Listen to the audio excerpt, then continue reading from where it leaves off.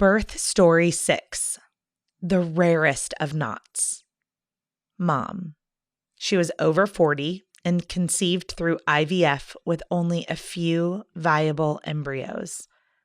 She desired a natural birth, achieved a vaginal childbirth via induction with Pitocin and IV fluids and without pain medication.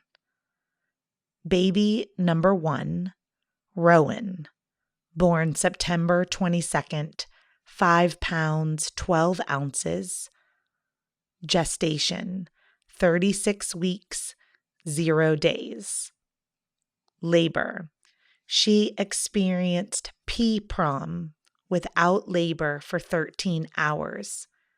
Induced with Pitocin for 9.5 hours and pushed for 30 minutes.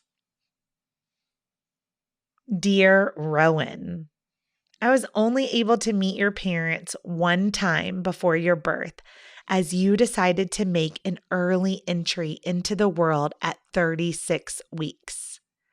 I knew they had a long fertility journey with IVF. They knew they wanted the sex to be a boy and were able to perfectly choose you before implantation. On the morning of September 22nd, I received an email from your mom saying, I am not sure we will make it to the prenatal visits since I was up last night at 1:30 a.m. with water coming out, mucus and light pink showing. When we talked on the phone, she shared her water rupture was actually a gush that had continued leaking all night. At 36 weeks, your mom was considered late preterm, and she let me know she was headed to the doctor when they opened. The doctor confirmed her water had ruptured and sent her home to see if labor would start on its own. Pop out, PROM. PROM, or premature rupture of the membranes, is not dramatic like in the movies. It only occurs in 8 to 10% of pregnancies. But you should call your provider right away. Data tells us that labor typically begins within 8 hours, but can take up to 48 hours. It is best to rest, stay hydrated, make sure you do not have a fever, and wait for the onset of contractions to begin if your water breaks. Your healthcare team will weigh the risk of chorioamnionitis and physiological birthing if the onset of your labor is delayed after PROM. If PROM occurs before 37 weeks, like in this story, it is considered PPROM, or preterm, premature rupture of the membranes. Your mom's pregnancy was healthy and smooth. The only concern was a low-lying placenta. For the first 8 months, at the last check, your placenta was 2.35 centimeters away from the internal cervical OS, and your mom was in the clear for a vaginal birth. Hooray! Pop out, low-lying placenta. This happens when the placenta extends into the lower uterine segment and the edge of the placenta is too close to the internal OS, or the opening to the womb from the cervix, usually within 0.5 to 5.0 centimeters. 12 long hours passed since her water had broken, and there were very little signs of labor occurring. Your parents decided to head to the hospital for an induction. We met at the hospital, and the induction was started with IV Pitocin at 2:30 p.m. The room was dark, quiet, and comfortable. Your mom's birth plan was still to have an unmedicated delivery. The Pitocin dosage increased every 30 minutes until the contractions were in a good, strong pattern 2 to 3 minutes apart. Due to the induction, your mom had to be continuously monitored. This meant she had to stay close to the bed because a wireless monitor was not available. However, besides an IV for fluid and the Pitocin, there were no other interventions. Your mom was left alone to labor in peace with your dad and me while the providers monitored you from outside of the room. We could hear your heart pounding on the monitor, which became part of the background music of your mom's labor. She rested in the bed and I massaged her feet and shoulders to help her relax. She was such an active participant in the labor, wanting to know how she was doing and at what stage of labor she was at, and willing to do whatever it took to get you into her arms safely. She listened to everything her providers and I asked her to do for the entire labor. Close your eyes, push your shoulders down, relax your forehead. Do not fight the pain. Allow it to come and welcome it. Surrender and breathe. I whispered over and over. At 6 p.m., the contractions were 2 minutes apart. Your mom described them as lower menstrual cramps that she had to breathe through. She told us the contractions were really starting to pick up now. Your mom's blood pressure was hypotensive, super low at 82/55, which helped motivate her to not get an epidural that could further lower blood pressure. Even though she was receiving IV fluids, she was also on top of drinking her water, both to try and increase her blood pressure. Because of the equipment associated with an induction, she would unplug herself from the monitors and IV Pitocin station and drag it with her on her many visits to the bathroom. With a stroke of good fortune, the doctor on call was your mom's actual OBGYN. When he walked into the room, your mom lit up and got some comfort and energy from his visit. Around that time, your mom decided it was time to do something else. So she sat on the birthing ball chair, breathing through each contraction. She told me she was doing visualizations of riding a wave, and her cervix was opening like a lotus flower. She guided herself through these meditations. She was continuing to have bloody show, and the leakage of the amniotic fluid had slowed. She said it felt good to have her lower back massaged in circles. At 7 p.m., she started to moan through the contractions. I urged her to get primal and to make a wah opening sound and breathe deeply to help ride the waves of the contractions. The nurses changed shifts and the new nurse came to labor with us. She was perky, full of energy, pro-natural, meaning supportive and experienced with an unmedicated childbirth. And she was a huge help for the rest of labor. At this shift change, your mom received her second cervical check. In the office that morning, she was 1 centimeter dilated. At 8 p.m., she was 4 centimeters dilated, 80% effaced, and a -1 station. Your dad was sitting behind your mom so that she could fall back into his arms and rest in between contractions. When the contractions began, she would lean forward over the bed.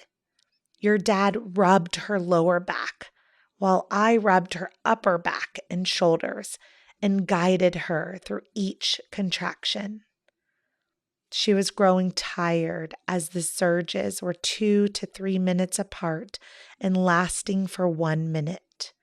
Each break allowed only a few breaths before the next contractions built again. Your dad gave her some bites of an energy bar at 8:50 p.m. Soon after, your mom threw up for the first time. It's so common to be both hungry and nauseous in labor. She then continued to throw up many times after that. During transition and beyond, your mom threw up after almost every single contraction. The Pitocin was up to 16 milliliters by 9 p.m. Pop out Pitocin dosage. Pitocin dosage is administered as 1 ml vial containing 10 units of oxytocin to 1,000 mLs of Ringer's lactate, also known as aqueous sodium chloride. The usual dosage begins at 1 to 2 and is gradually increased every 30 to 60 minutes until the desired contraction pattern occurs. The usual maximum dose is 30 units for labor. What you need to know is that Pitocin has a very short half-life of just 3 to 5 minutes, thus needing to be given continuously. Your dad started a playlist of relaxing soft music. The contractions were very intense, but your mom was just taking them one at a time. She would stand and rock back and forth, squat, lay on her side on the bed, and do hip swivels on the ball. Around 9:30 p.m., she expressed more concerns about her ongoing back pain. The providers agreed this signaled you might have rotated your head and your body. We got her up on the bed, doing pelvic tilts on her hands and knees. After a while, the contractions returned to her lower front abdomen. She returned to the birthing ball chair for more labor. The monitors kept losing your heart rate. When your mom would lean forward, the monitor would pick up your mom's heart rate instead. The nurse came in to try and fix it many times. As soon as the nurse would find your heart rate, it was just time to unplug it and go back to the bathroom again. The cycle continued. When she did track your heart rate successfully, it was strong and steady. At 10 p.m., your mom screamed out at the peak of a contraction. The intensity had surprised her and all of us, but let us know she was getting close to the end. The nurse checked your mom's cervix at 10:30 p.m. to help us know what to do for the rest of labor. Before the cervical check, your mom was telling us that she couldn't go on anymore, as the self-doubt tried to sneak in during the hardest part of labor. She entered transition. When the nurse told her she was 8 centimeters dilated, that motivated her to keep going and stay strong and focused. At this point, your mom got the labor shakes on and off throughout the rest of the labor. Pop out labor shakes. Remember this one. Uncontrollable shaking that occurs on and off during labor and after delivery is normal. Be prepared that it will likely happen to you. The medical community's best guess is that the labor shakes are attributed to shifting hormones that cause avalanches of changes to your body. Your partner may think you're cold, when in fact you might be super hot or vice versa. You had a blast furnace inside of your tummy for up to 9 months. And when your baby is born, those heat dynamics change quickly. My best advice is to notice them, ignore them, and then return your mind to peace and relaxation. By 10:45 p.m., she was letting out a primal scream at the peak of contractions and saying she needed to poop. She continued throwing up after every contraction. Your mom asked for the epidural. I reassured her that she was strong and that she could finish this labor. I reminded her that she was in transition and that she had made it all by herself. She was grunting and bearing down during contractions, but the feeling to actually push was not overwhelming yet and subsided when the contraction was over. So she squatted in between and during contractions. Your team of nurses came in to set up for delivery. Since you were arriving late preterm at 36 weeks, there had to be extra people to take care of you. At 11:10 p.m., the nurse checked your mom again, and her cervix was 9.5 centimeters with just an anterior lip of the cervix. This meant a little cervix was caught between her pelvis and your head on the front side of your mom. It was very tight, and they couldn't push it back during a contraction to release it. I had your mom sit up frog style in bed, leaning forward to put pressure on that part of the cervix. At 11:30 p.m., we put your mom on her hands and knees, bearing down because the lip was still there when the nurse checked again. At this point, your mom started pushing without our prompting. Within just a few pushes, we could see the top of your head, and the doctor was called in for delivery. Your mom rolled from her hands and knees onto her right side. She waited for the contractions to build, and then she pushed. While pushing, your heart rate started to decelerate. Your mom was very strong and a good pusher. The doctor said we needed to deliver you quickly due to the decelerations. Despite your mom's best efforts to stretch her perineum, your head just wouldn't fully emerge. They used an injection of lidocaine to numb your mom and then performed an episiotomy. Pop out, episiotomy. This is an outdated and rarely used surgical procedure where your provider will make a cut in your perineum from the base of your vaginal opening to your rectum. Rare episiotomies are performed for various reasons, including if you or your baby are in distress, your baby is large, or forceps or vacuum-assisted delivery is needed. While an episiotomy allows for more room for your baby to emerge and provides a cleaner tear, it can also increase your chances of rectal injury, bowel and urinary incontinence, and painful sex for months after delivery. Because of these risks, most clinicians strive to avoid performing them. You were delivered on the very next contraction at exactly midnight. Your umbilical cord was double knotted and wrapped twice around your neck, which is extremely rare.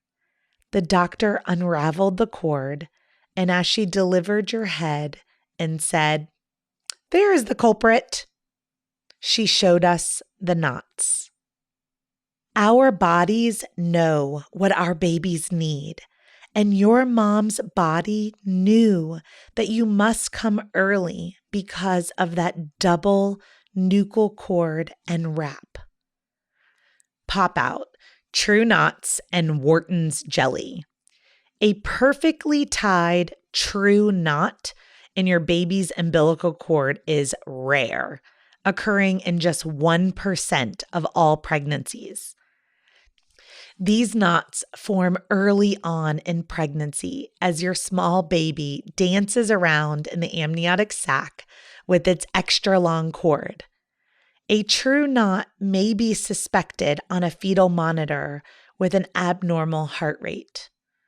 Complications from a true knot are very low because our bodies make a special lubricant called Wharton's jelly that protects the cord and its artery and 2 veins. This lubricant allows the knot to stay nice and loose so as not to inhibit the passage of oxygen, blood, and nutrients between your baby and its placenta. Rowan, since you were late preterm, you arrived in this world a little bit groggy. The doctor held you while your dad cut the umbilical cord. She tried to rub you to make you more alert. You looked around the room and made some noises, but the baby team took you right away to help you with your breathing. You are struggling with those huge, deep inhalations to try and breathe.